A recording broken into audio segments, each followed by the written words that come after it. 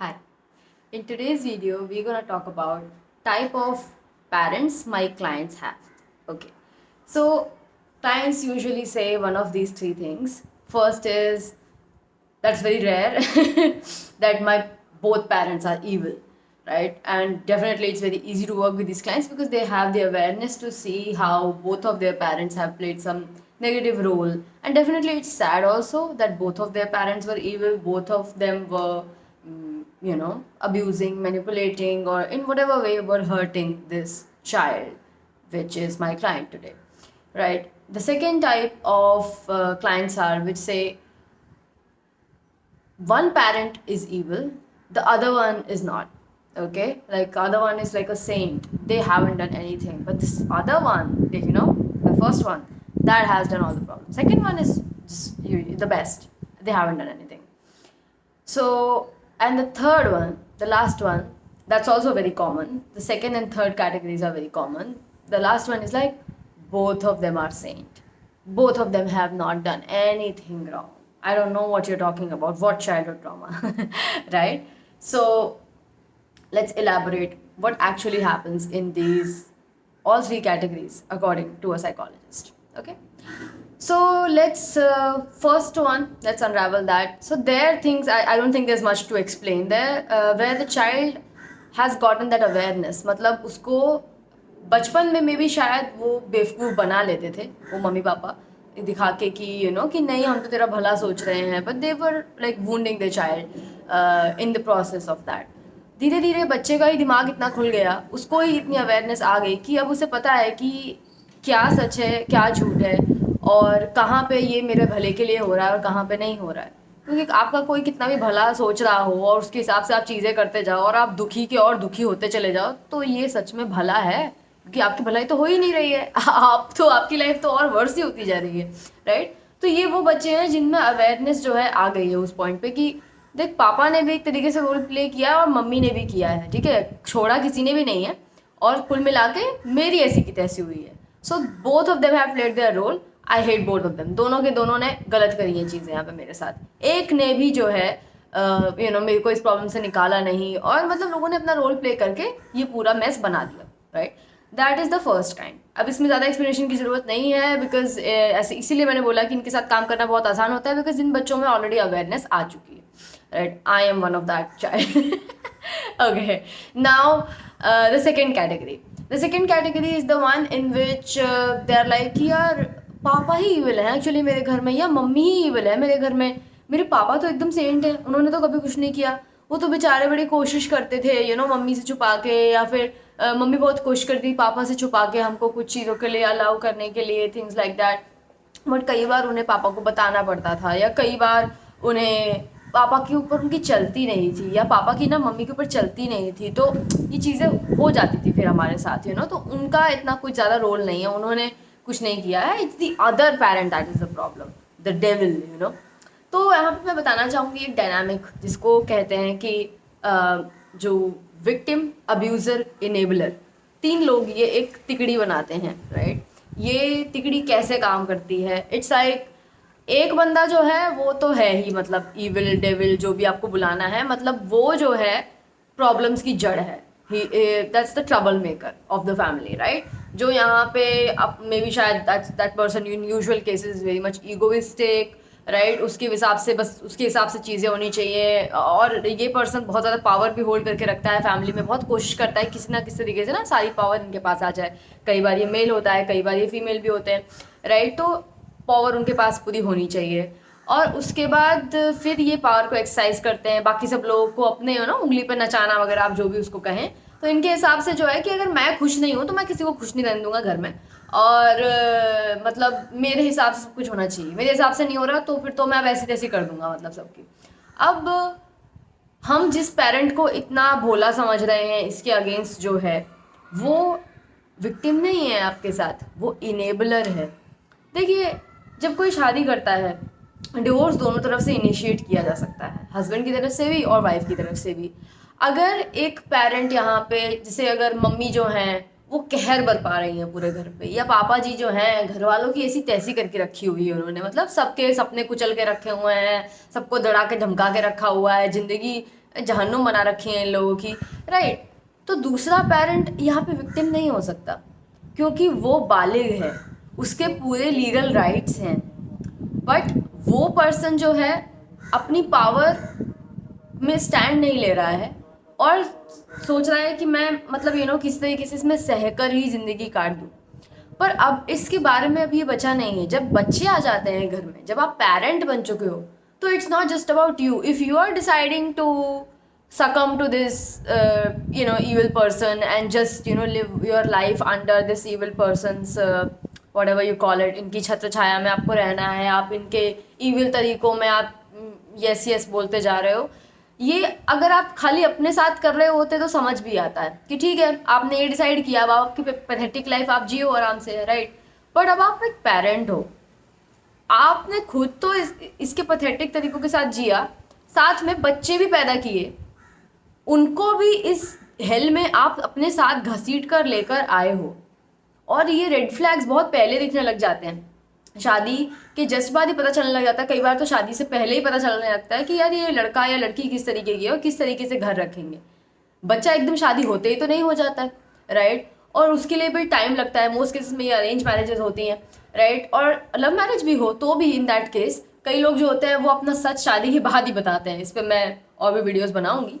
तो कुछ समय लगता है पता लगने में। कई बार प्रेगनेंसी में भी आपको पता लग जाता है कि यार प्रेगनेंसी में मेरा ऐसे ध्यान रख रहा है, इसको बच्चे की फिक्र नहीं है। बच्चा जब खुद आ जाएगा यहाँ पे बाहर, तब कौन सी फिक्र होगी इसको कोई फिक्र नहीं है, इसको बस अपने तरीके से चीज़ें चाहिए। तो वहाँ पे पेरेंट हैं आप, आपका काम बनता है, इस पेरेंट के आपका काम बनता है कि आप यहाँ से जाएं, खुद को बचाएं ना बचाएं, पर अपने बच्चों के लिए अब आपको बचाना होगा, वरना आप उनको कैसी जगह पे लेके आए। मोस्ट केसेस में देखती हूँ, मम्मी के सामने मेरी चलती नहीं है, बेटा कर ले जैसे वो कह रही है, बेटा ये कर ले, बेटा वो कर ले। बेटे की भी ज़िंदगी तुमने ऐसी तैसी कर दी। भाई तुम में दम नहीं है तो उसको क्यों जो है ना, उसको क्यों इतना झेलना पड़ रहा है?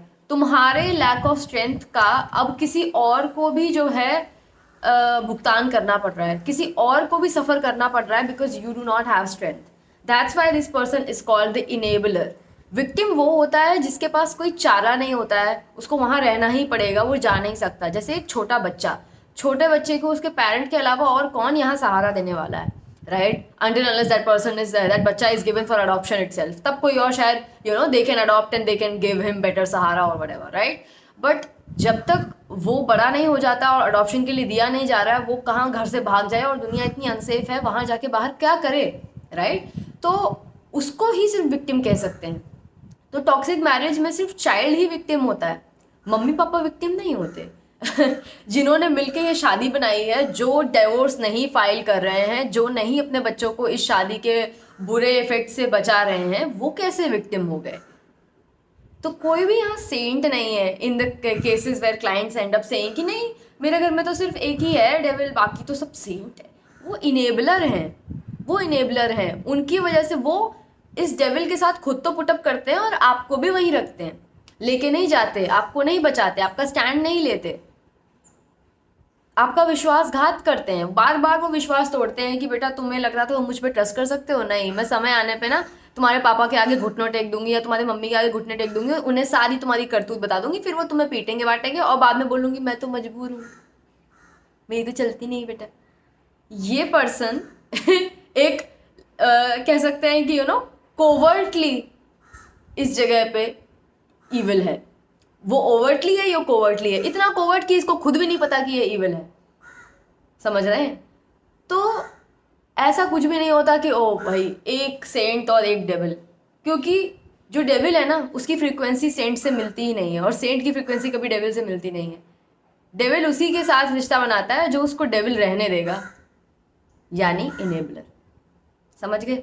तो आपका एक पेरेंट सेंट था, वो कहना बंद करो। You have just not grown up to that level of awareness to understand this is how these things work. Now, the last category. The last category is in which मेरे दोनों माँ बाप ने कभी मेरे साथ कुछ गलत नहीं किया. They are not evil. Perfect. That's very good. यहाँ पे जब मैंने बताया कि ये मेरे जो क्लाइंट्स आते हैं उनमें से मैं एग्जाम्पल दे रही हूँ, तो then you might be thinking कि पेरेंट्स तो सही साउंड कर रहे हैं, अब यहाँ चाइल्डहुड ट्रॉमा कैसे हुआ होगा? ओके। एक अच्छा इंसान डजंट इक्वल टू अच्छा पेरेंट, राइट? जैसे कोई अच्छा इंसान होने से अच्छा शेफ नहीं बन जाता, अच्छा इंसान होने से अच्छा डॉक्टर नहीं बन जाता। उसके लिए काम चाहिए होता है, उसके लिए जो काम चाहिए होता है वो चाहिए होता है। आप चाहे कितने भी अच्छे इंसान हैं, आप मदर टेरेसा हैं, तो भी it does not mean you gonna qualify as good parent. Good parent needs to show good parenting skills, needs to meet its child's needs to, you know, be a secure adult and make their kids into one also. ये काम है, work है ये आपके माँ बाप के अच्छे इंसान होने से खुद से हो नहीं जाता है कि अरे मैं तो अच्छा इंसान हूँ अब मैं पेरेंट बन भी गया तो क्या मेरी तो पेरेंटिंग फर्स्ट क्लास होगी। कैसे होगी? कुछ आता भी है? नहीं आता है, मोस्ट केसेस में किसी को नहीं आता है। इंडिया में तो अभी भी लोग नहीं सीखते हैं, अरे बच्चे पल जाते हैं, हो जाता है। कौन, कितने लोग कोर्स लेते हैं यहाँ पे, राइट? हमारी जबकि रूट्स इतनी फक्ड अप हैं, हमारे यहाँ पे पेरेंटिंग्स मतलब होता है बच्चे पैदा करके छोड़ दो, खाना पीना है, छत है, पल जाएंगे, गिर गए मर गए तो मर गए, इसलिए 8-10 कर लेते हैं पैदा। यहाँ से हम आते हैं, ये हमारी रूट्स थी। उस टाइम पे नहीं थे मे बी रिसोर्सेज, बट आज के टाइम पे तो है, और तब भी कितने लोग इसके बारे में समझते हैं, पढ़ते हैं, जानते हैं? Hardly any, right? So that says a lot about this last kind of parent. उनका एक अच्छा इंसान होना इज नॉट इनफ। पेरेंटिंग में फ्लॉज छूट गए, पेरेंटिंग में प्रॉब्लम्स छूट गई, कुछ चीज़ें एड्रेस नहीं करी, आपके साथ जो भी सब घटा वहाँ वो कुछ आपको बचा नहीं पाए, उनको नहीं पता था कहाँ पे क्या करना है क्योंकि कुछ सीखा ही नहीं है, तो वहाँ पे भी आप ट्रॉमेटाइज हो जाओगे। तो आपके दोनों पेरेंट्स हैं कितने बड़े सेंट ही क्यों ना हो, चाइल्डहुड ट्रॉमा से आपको नहीं बचा पाएगा कोई। Now do you understand why childhood trauma और ये जो काउंसलिंग है ये एवरग्रीन क्यों है? क्योंकि parenting has to be done right, और आज तक भी बहुत सारे लोग उसको करना तो दूर सीखना भी नहीं चाह रहे, बस बच्चे पैदा करने हैं क्योंकि अपनी फ़ोटो कॉपीज़ चाहिए।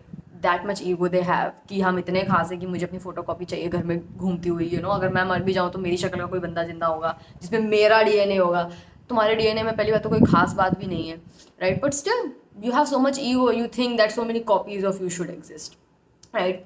इतना कुछ उन्होंने उखाड़ा नहीं है लाइफ में, बट बच्चे पैदा करना बहुत ज़रूरी है इनके लिए, राइट? क्योंकि ये अपना ईगो सेटिस्फाई करते हैं बच्चे पैदा करके। बच्चों की तो जो हालत करते हैं उससे पता ही चल जाता है कि पैदा किस लिए कर रहे थे, सिर्फ अपने ईगो सेटिस्फाई करने के लिए कर रहे थे। वो पैदा करने से ही सेटिस्फाई हो जाता है कि आ गया ना बच्चा दुनिया में, बढ़िया है, सही है, फिर बस हो गया राइट? अब वो पढ़ा रहे, कुछ भी होता रहे, उसका क्या फ़र्क पड़ता है, राइट? सो इसी वजह से ये सब कमियाँ छूट जाती हैं।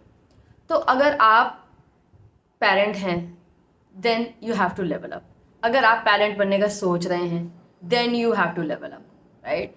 तो आप हैं या नहीं हैं, but either way you have to learn, because in all of these cases, of course, the child is gonna get traumatized and then they will become my client. So this is like kind of my anti-ad, because if you listen to this video and you work on yourself, you actually learn parenting and you do conscious parenting, then I will run out of clients. But I know more than, you know, people like you. Many of them are not gonna take anything away from this session, and they're just gonna turn off the video and be like, huh, my parents did their best, you know, she doesn't know shit. So yeah, इनके बच्चे मेरे पास आते रहेंगे, so I win in the end anyway.